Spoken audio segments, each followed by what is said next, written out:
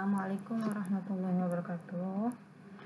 Oke, untuk kelas 10, apa kabar? Mudah-mudahan semuanya masih dalam keadaan sehat dan semangat untuk belajar kimia ya, meskipun dengan pembelajaran jarak jauh. Oke, di pertemuan kali ini kita akan membahas tentang pengenalan ilmu kimia bagian kedua ya. Jadi masih membahas tentang pengenalan ilmu kimia. Dan di pertemuan ini lebih ditekankan kepada sejarah ilmu kimia dan manfaat ilmu kimia. Oke, sejarah ilmu kimia. Oke, kita tahu bahwa ilmu itu sumbernya semua berasal dari Al-Quran ya. Jadi kalau dulu sebelum adanya Al-Quran, orang masih mempercayai segala ilmu pengetahuan itu ada yang karena misalkan itu pengaruh sihir atau ya terjadi begitu saja gitu. Tapi ketika turunnya Al-Quran, semua dijelaskan di dalam Al-Quran, termasuk bagaimana penciptaan langit dan bumi. Oke. Al-Quran adalah kitab yang disempurnakan oleh Allah dan diturunkan atau diberikan kepada umat Islam melalui Rasulullah SAW. Dan Al-Quran dipelajari oleh para sahabat Nabi juga ya, sehingga sampai Daulah Abbasiyah ya. Jadi kekhalifahan itu sampai di Daulah Abbasiyah, ilmu yang berada di dalam Al-Quran itu dipelajari oleh umat Islam, sehingga sangat berkembang dan sangat pesat di Daulah Abbasiyah. Sampai suatu saat ketika Daulah Abbasiyah ini ingin menyebarkan agama Islam sampai ke negara Eropa, para ilmuwan juga ikut berdakwah ke negara-negara Eropa dengan membawa buku-buku ilmiah karangan mereka. Ya, jadi pada zaman Daulah Abbasiyah ini ada ilmuwan kimia yang paling terkenal, dan mungkin dia adalah ilmuwan pertama Islam yang orang yang pertama kali menjelaskan tentang ilmu kimia lebih ilmiah ya, yaitu namanya Jabir Ibnu Hayyan, yang dikenal sebagai Bapak Kimia oleh orang-orang Eropa. Ya, ini sejarah atau perkembangan ilmu kimia ya dari zaman ke zaman. Nah, pada tahun 3500 sebelum Masehi di negara Mesir sudah mereka mempraktikkan reaksi kimia, cuma yang mereka yakini bahwa itu adalah ilmu sihir. Kemudian pada abad ke-4 sebelum Masehi juga orang-orang Yunani sudah mempelajari tentang hakikat materi, masih berpikiran bahwa itu adalah sihir. Nah, kemudian ketika Al-Quran turun atau berkembangnya agama Islam, maka apa yang mereka anggap sihir itu ternyata semua bisa dipelajari secara ilmiah, yaitu pada tahun 500 sampai 1600 Masehi. Jadi kimia dikemukakan atau diungkapkan pertama kali oleh Jabir Ibnu Hayyan yang tadi dikenal sebagai Bapak Kimia ya. Jadi dia memberikan nama alkimia yang artinya perubahan materi. Setelah itu dia bawa ke negara Eropa sampai akhirnya umat Islam kalah dalam perang salib, kemudian umat Islam balik. Nah, jadi mereka sampai akhirnya ilmuwan negara Eropa yang terkenal yang pertama kali adalah Dalton yang mempelajari tentang atom. Oke, kemudian ini adalah ilmuwan kimia Islam. Yang pertama Jabir Ibnu Hayyan. Jabir Ibnu Hayyan ini dikenal oleh masyarakat Eropa dengan sebutan Jaber. Ya, jadi Jabir adalah ilmuwan pertama Islam yang mempelajari tentang kimia, yang menciptakan segala penelitian tentang kimia dan buku-buku kimia. Nah, Jabir dikenal sebagai Bapak Kimia, dan Jabir juga ahli dalam bidang kristalisasi. Kristalisasi itu seperti kayak kita membuat garam dari air laut, dijemur, kemudian terbentuklah kristal garam. Kemudian sublimasi itu contohnya seperti kamper ya, yang menguap ya, jadi kamper yang tadinya bulatannya besar, kemudian setelah seminggu bulatannya sebesar kelereng, jadi perubahan dari padat menjadi gas. Destilasi itu contohnya adalah kalau kita ingin memisahkan minyak bumi itu nanti dipisah-pisahkan menjadi beberapa jenis seperti bensin, oli, solar, dan sebagainya. Itu cara pemisahannya melalui destilasi. Terus kalsinasi, dan Jabir juga membuat berbagai jenis larutan asam. Jabir adalah ilmuwan Islam yang pertama menggunakan metode ilmiah dalam penelitiannya. Biasanya mungkin orang-orang yang memang mungkin mengerti bahwa itu ada ilmu sihir, ya dia mempelajarinya hanya seperti itu. Sedangkan kalau metode ilmiah itu ada aturan-aturannya, ada cara-caranya, sehingga didapatkan kesimpulan yang baik. Oke, Jabir juga menulis banyak buku, dan buku yang terkenalnya ada Al-Hikmah Al-Falsafiyah. Oke, yang kedua, ilmuwan Islam yang kedua adalah Muhammad Ibnu Zakaria Ar-Razi. Jadi Ar-Razi ini dikenal oleh masyarakat Eropa dengan sebutan Rhazes. Jadi Ar-Razi ini sebenarnya lebih terkenal sebagai seorang dokter, ya. Jadi tapi Ar-Razi juga mempelajari tentang kimia ya, karena memang kedokteran sama kimia itu saling berkaitan.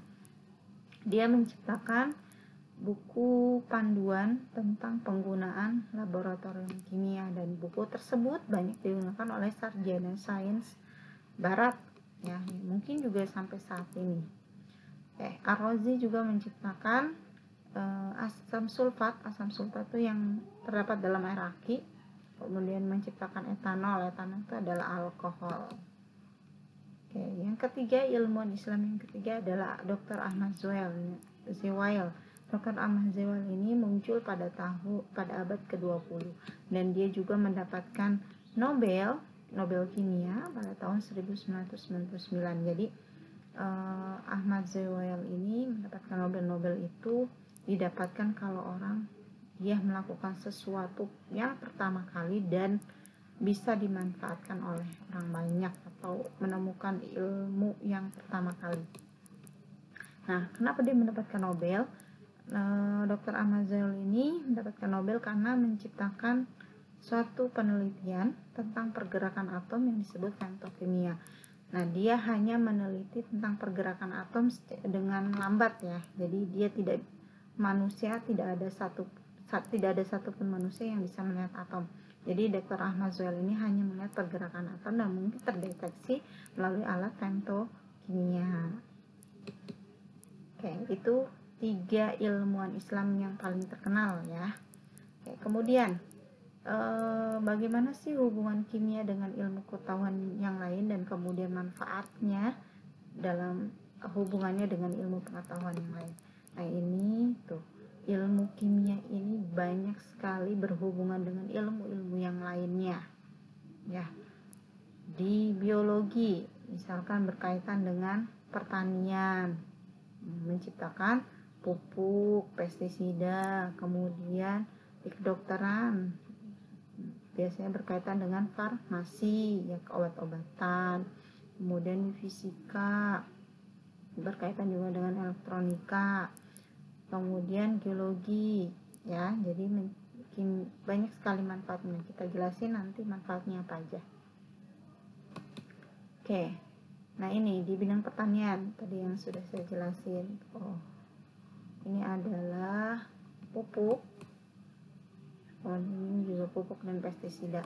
Jadi ilmu kimia dimanfaatkan dalam bidang pertanian dan biologi itu untuk menciptakan pupuk dan juga pestisida agar tanaman yang kita tanam menjadi subur dan bagus. Oke, jadi di bidang kedokteran ini ya. Contoh, lihat di sini banyak obat-obatan. Jadi obat-obatan yang sekarang itu pasti bahan utamanya adalah kimia. Nah, kemudian alat-alat yang digunakan juga pasti mengandung bahan kimia. Obat-obatan, vaksin, air infus, semuanya pasti berbahan dasar kimia.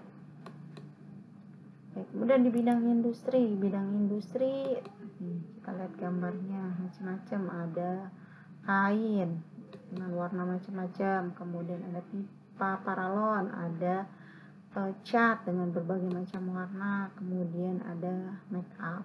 Nah, jadi bidang industri itu banyak banget ya, tergantung industri apa. Industri tekstil yaitu menciptakan kain awalnya berasal dari benang berasal dari biji plastik. Nah, kemudian kain ditambahkan pewarna dan motif yang semuanya adalah bahan kimia. Pipa paralon dan yang berasal dari plastik atau semua jenis plastik ya bahan utamanya adalah kimia. Kemudian cat, ya cat, di samping komposisi cat bahan utamanya cat, warnanya itu adalah bahan kimia. Make up juga bahan baku make up dan warnanya juga sama, jadi bahan kimia. Oke, bidang ekonomi. Nah, di bidang ekonomi kira-kira apa ya? Bisa dilihat kan? Jadi ini ada uang, baik kertas ataupun logam, semuanya berbahan kimia. Kertas yang digunakan ini adalah berasal dari kayu yang paling bagus, yang menghasilkan kertas yang tidak mudah sobek. Kemudian ditambahkan pewarna dengan warna yang paling bagus, ya, bahan yang paling bagus sehingga tidak mudah luntur ketika terkena air. Yang ketiga, logam yang digunakan disesuaikan dengan nilai mata uang. Oke, bidang geologi dan arkeologi. Nah, di sini ilmuwan tersebut lagi mempelajari tentang fosil hewan ataupun fosil manusia dan juga batu-batuan yang ada di dalam bumi. Jadi kandungan unsurnya apa aja, kemudian ini akan menentukan berapa umur dari fosil tersebut. Kemudian kalau batu-batuan unsur apa saja yang bisa menyebabkan batuan tersebut warnanya macam-macam.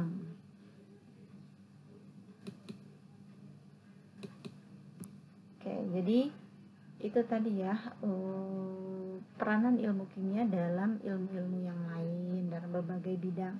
Oke, kemudian manfaat belajar ilmu kimia. Setelah kita tahu tadi tuh peranannya banyak banget, itu belum semuanya disebutin.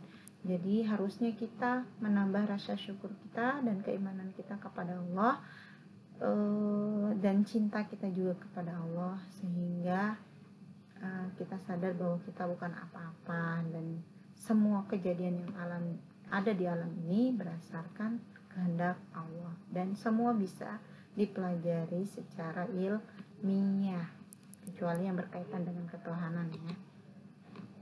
Oke, kemudian berdasarkan kejadian-kejadian yang ada di alam sehingga pemahaman kita lebih baik ya. Jadi istilahnya jangan menganggap bahwa itu sihir, jangan menganggap bahwa itu kejadiannya ya begitu aja secara alami. Enggak, semuanya yang kejadian di alam ini bisa dipelajari secara ilmiah.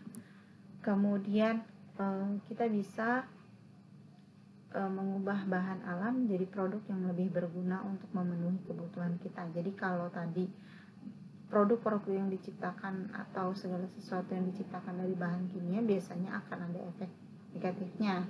Jadi kita lebih memanfaatkan produk alam. Kemudian menggunakan produk kimia sesuai dengan manfaatnya dan tidak berlebihan karena efeknya juga tidak baik untuk alam dan untuk kita juga. Oke, kemudian kalau kita mendalami ilmu kimia, maka kita bisa menjadi guru seperti saya. Kemudian bisa menjadi dokter, menjadi apoteker, menjadi ilmuwan kimia, ya, dan segala macam. Ya, itu tergantung kamu. Jadi tetap semangat untuk belajar kimia di pertemuan berikutnya. Oke, assalamualaikum warahmatullahi wabarakatuh.